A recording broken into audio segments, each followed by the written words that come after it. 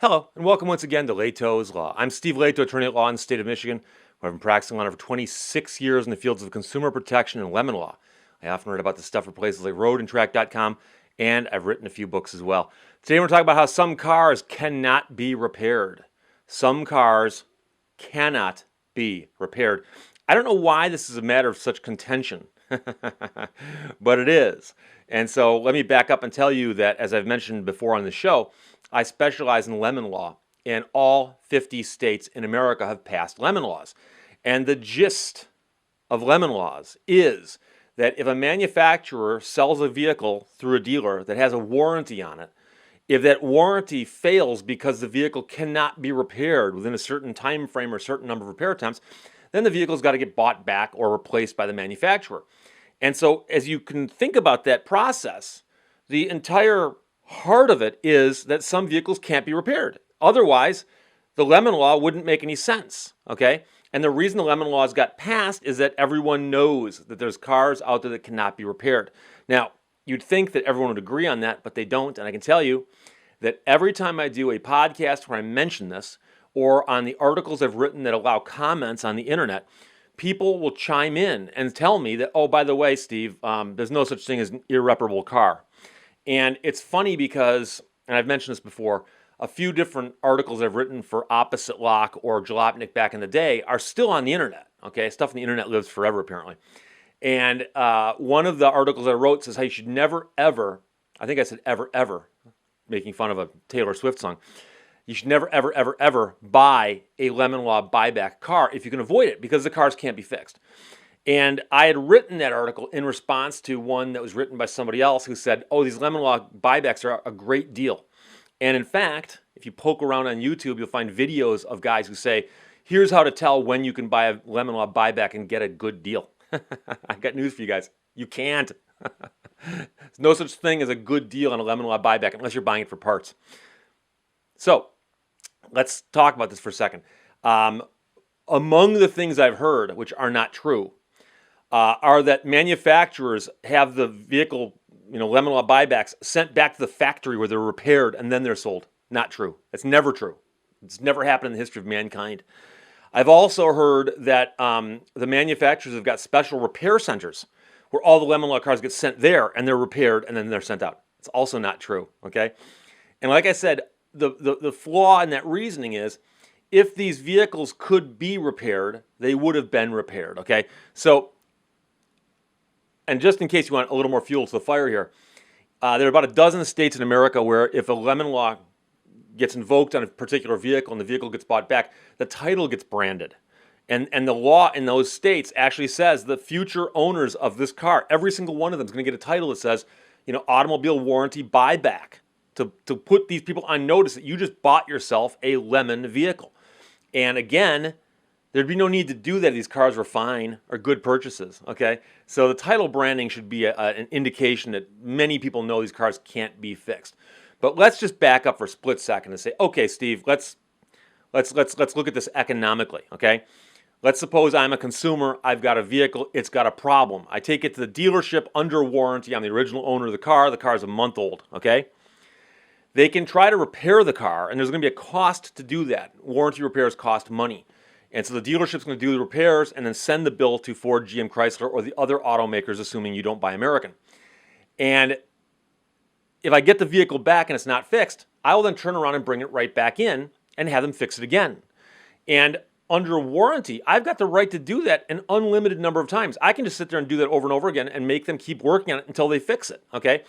But the law says, in most states, after the fourth repair attempt, that's all they get. So if you send a last chance letter after 3 and they take you up on the last chance, that's their fourth. If they can't fix it after 4, they got to buy it back. Now, I've had people say, well, Steve, these problems are imaginary. Well, number one, if they were imaginary, they wouldn't settle the lawsuits. They would fight the lawsuits, because I can tell you right now, they don't settle every lawsuit I file. Once in a while, they say, hey, Steve, here's one we're going to fight. And I know other attorneys in this field in the state. I know other attorneys in this field in other states. And they tell me, yeah, if you file a borderline case, they'll fight you. The ones that they settle are the slam dunk cases, which are obviously the vehicles that cannot be repaired. Okay? But here's the thing. I've had people say, no, Steve, it's cheaper. It's cheaper for them to buy the car back and sell it rather than it is to fix it. I would love to hear from some mechanics on this one who work at dealerships or service managers as to what the cost is to do a repair on a car versus the cost of defending a lemon law lawsuit, taking it all the way through trial, even if they win, okay? So the lemon law suits cost them much, much more money than simply repairing the car, I assure you. Among other things, when they settle a lawsuit with me or any other attorney on these cases in any of the great 50 states of our United States, they have to pay the attorney fees of people like me. So they can pay a repair bill to the dealership, or they can pay my attorney fees and buy the car back. Okay? So let's suppose that you're a bean counter at a big corporation, and we know that most of the car companies, if they're not run by accountants, there's accountants who've got the ear of the people who do run the companies. Okay? So when they look at any decision that's going to be like industry-wide or company-wide, this is going to be the company's policy. What's Toyota's policy, heaven forbid? What's Chrysler's policy? What's Ford's policy? They don't just say, what's going to make us look good. No, they're a corporation. Their goal is to make money. They go, what's the bottom line? So if somebody comes along with a vehicle that's got a problem that can be fixed, is it cheaper to fix the vehicle and send the person on their way, or to tell that person, no, go ahead and sue us and force us to buy your car back, after which we will pay your attorney some money that just goes out the window because they don't get that money back, and they then get a vehicle that they've got to then resell, and it's not a new vehicle. So the manufacturer, which is, by the way, already selling brand new cars to all its dealers through the dealership network, has now got to find a way to dispose of used vehicles bought back under the lemon law.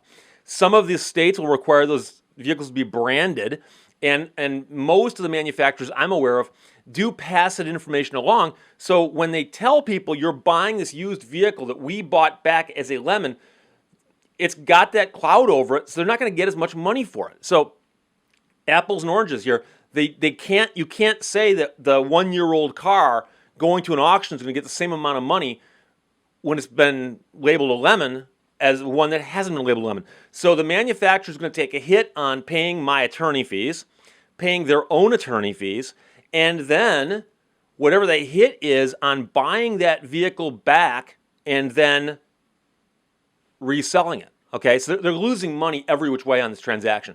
So the suggestion that the manufacturers just simply choose to buy the vehicles back to keep customers happy is insane. Okay, and that's one of the funnier things I've heard people say. People say, well, Steve, these cars can be fixed, but the manufacturers want to keep customers happy.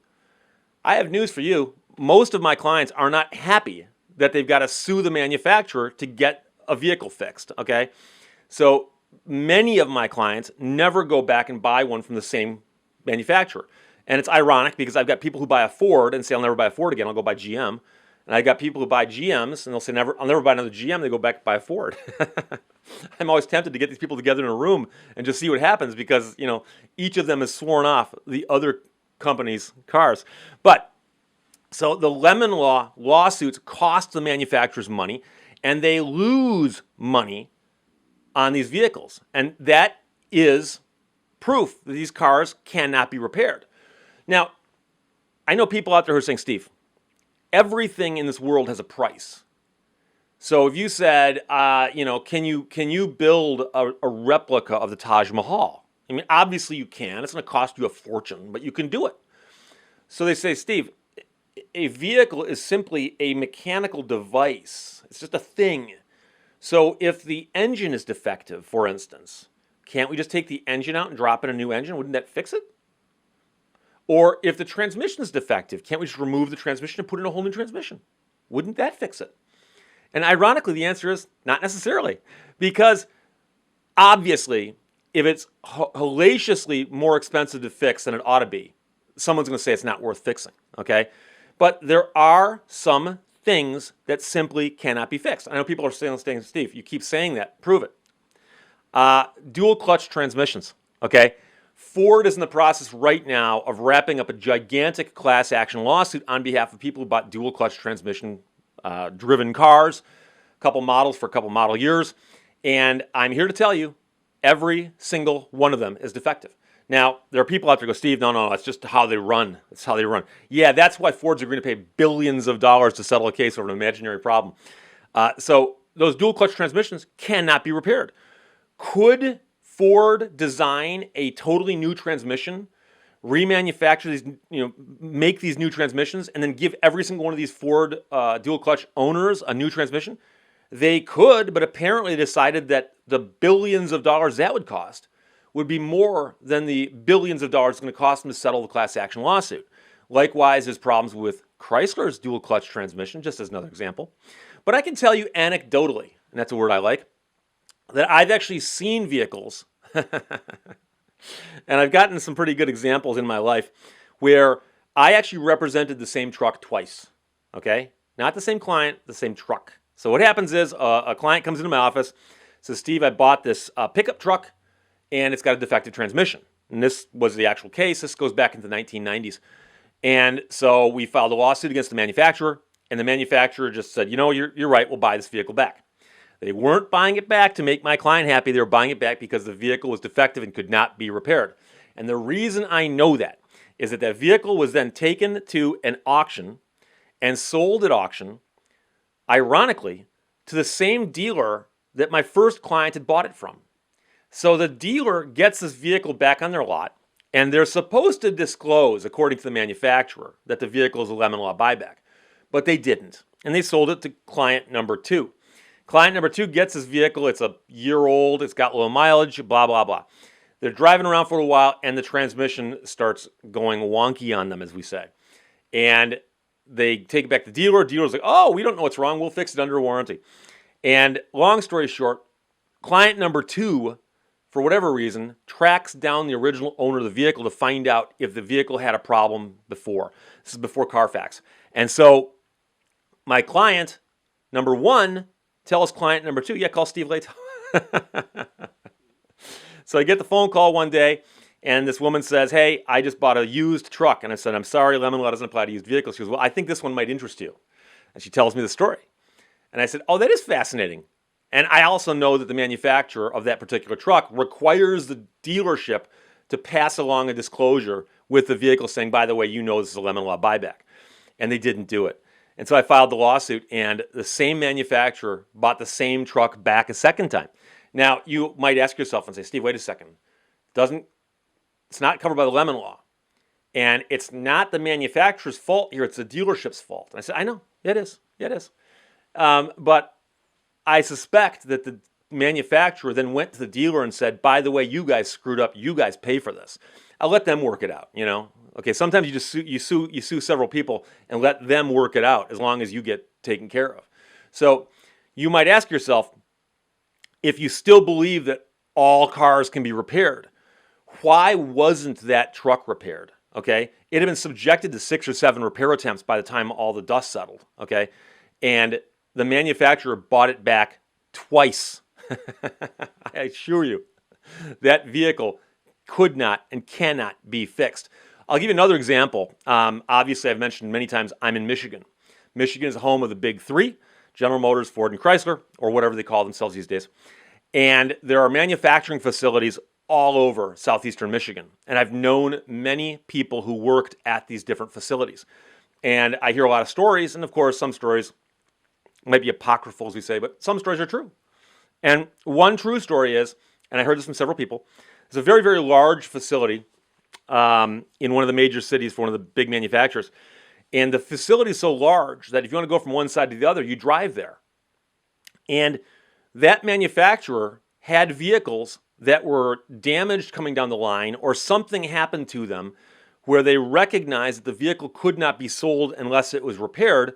And they looked at it and said, but it can't be repaired. So they said, well, what else can we do with the vehicle?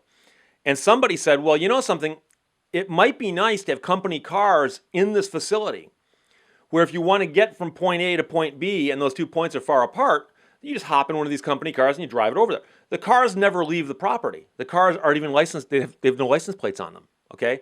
These cars never leave the yard. And these cars exist. I know people, I've talked to several people at the manufacturers. They tell me, oh, yeah, we know all about those cars. And I say, what kinds of things are wrong with them? And they go, that's the funny thing, is that a car will be there, and they'll say that's one of the cars in the pool. You can use that car to drive around the facility. And you get in the car, and it's a late model car, and it looks nice. And they say, yeah, the cars run and drive, but they always have really strange problems. And for instance, electrical problems. Really weird problems like, you press the window button and the doors unlock. You press the door unlock button and the windshield wipers go. I'm joking, but I'm saying really strange problems like that, where somebody said, yes, it can probably be fixed, but the cost of going through it, diagnosing it, and repairing it, troubleshooting, and possibly re-diagnosing it and re-troubleshooting it when the first fix doesn't work, it's just not worth it. Let's just take that car out of the stream of commerce, and we're going to use it as one of the cars that we junk around in on our own property, but we don't actually drive it out in traffic, and that's going to be the life of this car. Okay, the car is special. It's never going to leave the yard. So that's also another example of the manufacturer. They have these cars, and they can't be fixed economically, and that means, in essence, they cannot be repaired. So whenever someone tells you, hey, I heard about a great deal, vehicle's bought back by the manufacturer, but it's been repaired, ask yourself, what did the manufacturer figure out on the 5th repair attempt that they didn't know on the 4th, the 3rd, the 2nd, or the 1st? Okay? Because if you can't fix it after 4 repair attempts, it probably can't be fixed. And that's why the lemon law exists. So some cars cannot be repaired. And I'm sorry to tell you that. I know it's sad news for some people. If you own one of these cars, you hope it's a lemon law claim that you can make, because otherwise you might be stuck with it or have to offload it yourself and make it someone else's problem. But trust me, 26 years in this business, I assure you, carve it in stone, some cars cannot be repaired. Questions or comments, shoot them my way, lehtoslaw.com, LEHTOSLAW.com. I'm on Twitter, at Steve Lehto, at SteveLehto. And this show's on iTunes, Stitcher, SoundCloud, Podbean, Google Play, and YouTube. Thanks for watching. Thanks for listening. Bye-bye.